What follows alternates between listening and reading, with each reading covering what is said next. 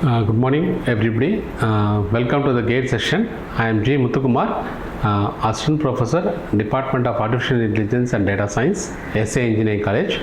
Welcome, students. Today, I am going to discuss about the topic machine learning. In that machine learning, the topic I have chosen is unsupervised learning. Unsupervised learning consists of clustering algorithms. The first thing is we are going to discuss about the three topics under clustering algorithm. First one is K-means clustering, K-medoids and hierarchical clustering. These are the three things we are going to discuss in our GATE class. So most of the questions will be coming from this unsupervised learning, which is a part of machine learning subject.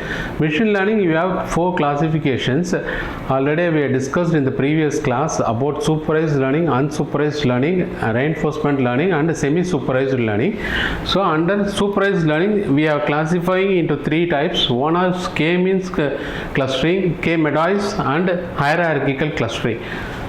So the first thing is unsupervised learning. Unsupervised learning, already I have given some instruction in the previous class that unsupervised is nothing but without labeled output. So you can give the input data, but you cannot know whether it is a labeled one or unlabeled one. That is the difference between supervised learning and unsupervised learning. The best example of unsupervised learning will be the random forest algorithm. So the unsupervised learning is a machine learning technique where the model is given input data without labeled outputs. So it mainly depends upon the underlying structure. So that is a key point we should know in case of unsupervised learning. The main goal is to identify the hidden patterns, grouping and relationship in the data. The main aim of this unsupervised learning, you should know the basics before getting into the MCQ patterns. The main goal is to identify hidden patterns, grouping, relationships in data. It is often used as a EDA, exploratory data analysis technique. So this is also a part of a unsupervised learning. Let the data speak first itself. The algorithm figures out how it can be organized, clustered and reduced. So organized is in the first sense when you have a large huge data set, the data set should be arranged. Then it should be clustered. Clustered means grouping the data into small category is called as clustering. So you have to rearrange the data, you have to cluster the data and you have to reduce the data without any prior knowledge. Okay, so clustering is nothing but rearranging the data into small groups called clusters. So in order to process a huge volume of data, the machine learning adopts a technique called clustering. That is part of unsupervised learning. So what it involves the grouping of similar data type points into small clusters and processing each clusters to get a output. The main aim to form clusters is data within the cluster similar to each other. Algorithms detect patterns or similarities in the data, automatically assign each data point with the clusters. The real world example, many examples like supermarket and then cluster segmentation, document categorization and image compression. Image compression is reducing the size of the video. In all the aspects, so this clustering plays a vital role. So the vital role in the sense it is mainly used to adopt the techniques of clustering. Clustering is nothing but, once again repeat, clustering is nothing but grouping of data of similar data types into small groups. Okay, so that is called clustering. So the types of clustering algorithm, these are the types. First one is partitioning method. Partitioning method is nothing but dividing the data into small groups is called as partitioning method. So if you have a huge volume of data set like 1 GB means you can classify the data into 10 MB like that. You can partition the large data set into small groups. So one is K means clustering. K is nothing but the value of starting from 0 to n. So you can have n number of clusters. Each clusters can have some data points of similar type. So it can be very useful in case of partitioning the data and doing the analysis and getting the data set. So for types is K means in K-medoids. Hierarchical clustering is nothing but order level means of arrangement of data is hierarchy. Hierarchy is nothing but you have to follow some hierarchy from top level to bottom level. So here we follow two types of algorithm, agglomeratic and diversive. Agglomeratic is nothing but bottom up and diversive is nothing but top down. These are the two approaches widely used in the machine learning algorithm in the unsupervised method. which is used for arranging the data bottom up and top down. Here also we are be using this drill down, drill approach, drill across and various types. So that is comes under the hierarchical clustering. Hierarchical clustering is nothing but a tree like structure dendrogram that represents a nested grouping of data. You all know what is meant by a tree structure. Here you will be having a top node called the root node and left node and right node, that is called the parent node, and left child and right child, that is called tree structure. So here also the hierarchical clustering plays a vital role in accessing the data using the tree structure format. Tree structure is very easy to get the data. As you all studied in your data structure, what is a tree? A tree is nothing but a root node with left child and right child. So you will be having a one node called parent node, and left child is one node and right child is another node. So that is called hierarchy. So here you have two types. One is agglomerative, that is bottom up approach, means the data set will be viewed from bottom to top. So this method is one view where we have adopted technique like drill across, drill down, drill up. So three techniques will be using this agglomerative. Another is reversive, that is also top down approach, viewing the data from the top angle to the down angle. Okay. First one is K-means algorithm. K-means algorithm is a partitioning algorithm that divides the data set into distinct clusters, and you will be having a common centroid. Centroid is nothing but a common point where you can have the data set from the first point to the end point. So you can use this technique called centroid, where the data points near to the cluster will be analyzed. How this K-means work is, first you have to choose the K. K is number of clusters. Already I told you, K is nothing but the number of clusters starting from 0 to n. So K value can be from 0, 1, 2, 3, 4, 5 like that. First you have to initialize the centroids. Centroids, like pick data points as initial centroids. First you have to pick how many centroids you need for your data set. Next one is assign the points. You have to assign the points which is closest to the centroid. So if you have a centroid, you have to assign a point. In order to get a point, in order to assign the point, you should know where the centroid is. So then update the centroids. Calculate the new centroid from each cluster averaging points, and repeat this step 3 until you assign all the values and find a line. This example is mainly used in linear regression and logistic regression. So this is called K-means algorithm. First thing is you have to choose a K. K is nothing but a cluster. Next you have to choose a centroid, and you have to find the path, and you have to assign the points, and then you have to update the centroid, and you have to repeat the steps until you process the value. Okay, this is called K-means. Next, K-medois is nothing but partitioning based clustering algorithm, similar to, instead of using centroids, you will be using medois. Medois is nothing but a representative data points. Representative data points is, in a data set you will be having various data values, data types you will be there. In order to represent each data type, you will be using a name called medois. Medois is nothing but, like similar to centroids, it is a name of a distinct value. How K-medois works? First you have to choose the number of clusters, similar process like K-means. Select initial medois, assign points, update medois, and repeat it. So first pick K actual data points as medois. Similar type how you choose in the K-means algorithm. Centroid choose pandra mari, you have to choose this medois. Next you have to assign the points. Each data point is nearest to the medai. The distance you have to calculate. So that point and your distance point you should calculate based upon the medois. Next you have to assign the points to the nearest medai, and then update medois for each cluster. Choose a new medai. After updating the medois, you have to choose new one in order to process the data points. Repeat the steps until no longer changes or no total cost is found. So this is called K-medois clustering algorithm. Similar to the centroids, instead of centroids you will be using medois, which is nothing but a representative data point as central clusters. Okay.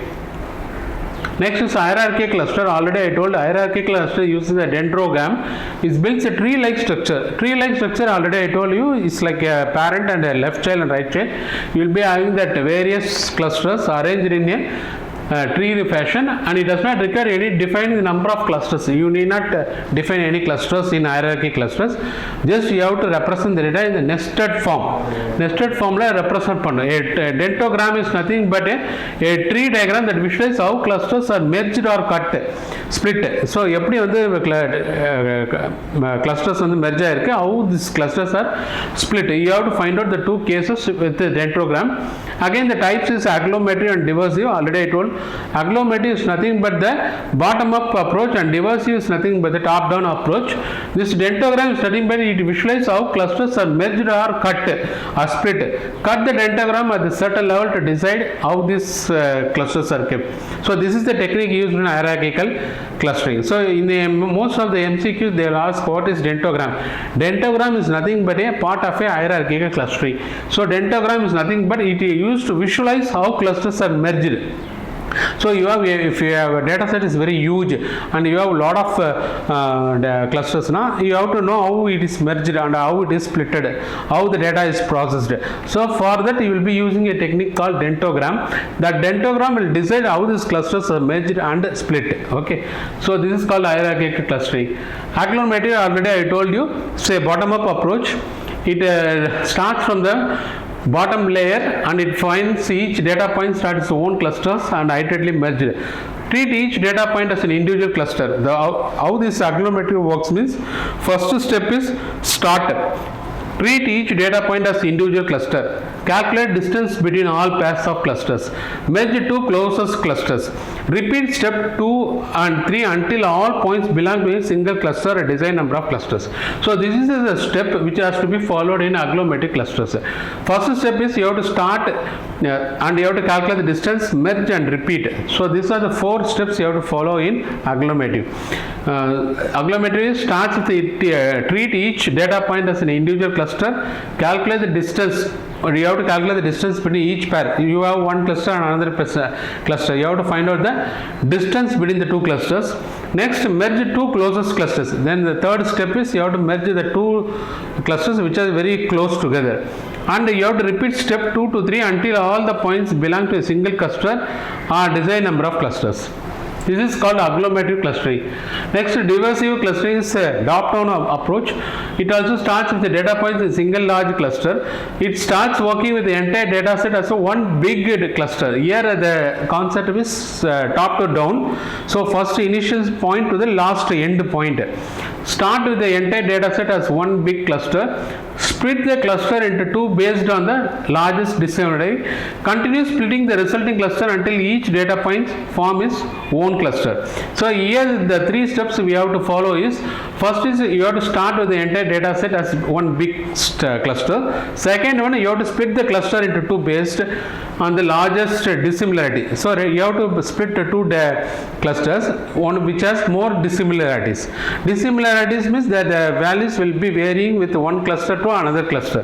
Third one, continue splitting the resulting clusters until each data point form its own cluster. So you have to split the cluster until it forms its own cluster. So this is called diversive clustering. Thank you, sir. This is now we have started with this point. Now we are going to see the MCQs which is asked in the gate question.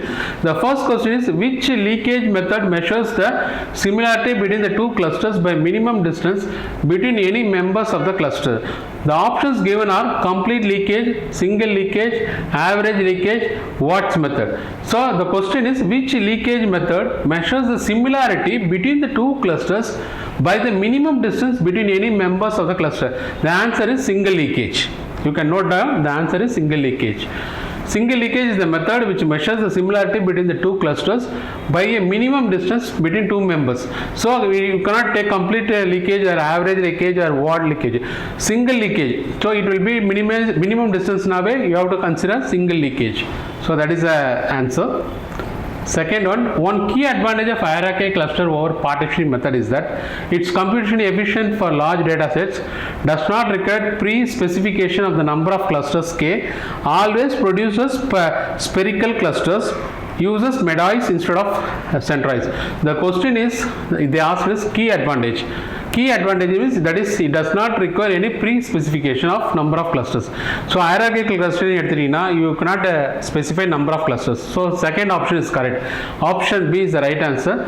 It does not require pre-specification of number of clusters K. So it no need to specify. Third one, the K-means algorithm aims to minimize which of the following? Sum of the absolute deviation, sum of squared Euclidean distance between the points and the cluster centroid, total pairwise distance within the cluster, probability of misclassification. So out of these four options, the K-means algorithm mainly aims to minimize sum of squared Euclidean distance between the points and the cluster centroid. So the option B is the right answer. Compared to K means K medoids is faster and more scalable, more robust to noise and uses actual data points as cluster centers, requires fewer distance calculation, a type of density based clustering. So the question asked is, compared to K means K medoids is more robust to noise and uses actual data points as cluster centers. So the option B is the right answer. Okay. Next one is, which method is commonly used to decide the optimal K in K-means? So DB scan, first option, elbow method or silhouette offset analysis, complete leakage, hierarchical diversity clustering. The answer is elbow method. Which method is commonly used to decide the optimal K in K-means? So the answer is elbow method. Elbow means the shape of the curve will be like that, elbow shape, where you have the data points marked in the elbow manner. So you can take the option elbow method, not DB scan or complete linkage or hierarchical diversity clustering. Next one, in hierarchy clustering, dendrogram is cut at a certain height. Option A is select the desired number of clusters based on similarity threshold, complete the silhouette score, initialize centroids for K means, remove outliers. The option is select the desired number of clusters based on similarity threshold. So the question asked is, in hierarchy cluster, a dendrogram cut at a certain height. So the option A is the right answer. Select the desired number of clusters based on similarity threshold. So when you have a similar threshold, you can select that particular desired number of clusters. So that is the question asked. So how you will select the clusters? So you can select the desired number of clusters based on similarity threshold. Threshold is the efficiency level. Next one, K means performs poorly when data are spherical clusters. Option B is clusters have varying densities or shapes. Option C is number of clusters is known. Option D is there are no outliers. So the solution is K means perform poorly when the clusters have varying densities or shapes. Option B is the right answer, because the clusters have varying densities and shapes will reduce the K-means clustering's performance, because when the clusters have varying density or shapes or the values means, it will reduce the K-means efficiency. So the option B is the right answer. Hierarchical cluster is not ideal for large data sets because option A, it always fits it. Option B, it produces non-spherical clusters. Option C, it is computationally expensive, O of n square. It uses the probability distribution. The solution is hierarchy not ideal for large data sets because it is computationally expensive. So the using this clustering is very expensive. So it is option C is the right answer. Which of the following leakage method you considers maximum distance between the points in two clusters? So one is single linkage, option B is complete linkage, option C is average linkage, option D is Watts linkage. The solution is complete linkage. Which of the following linkage methods consider maximum distance? So when you see the clustering distance, there should be a maximum range. When we compare with the four option, single linkage is minimum distance, average linkage is also average distance, Watts linkage cannot be optioned. So the complete linkage will be the solution for the maximum distance. So when you have to cover the maximum distance, you have to go for the option B, complete linkage. Which algorithm is commonly used to implement k-MEDIs? First one is Lloyd's algorithm, next one is PAM. PAM is nothing but partitioning around MEDIs. C is Watt's method and D is DB scan. So which algorithm is commonly used to implement k-MEDIs is PAM. Partitioning around MEDIs is the commonly used algorithm. You can go for the option B. So this algorithm is mainly dividing the clustering into small groups. These are the solutions for the options for the MCQs what we solved. Thank you students, we will see in the next class. Thank you.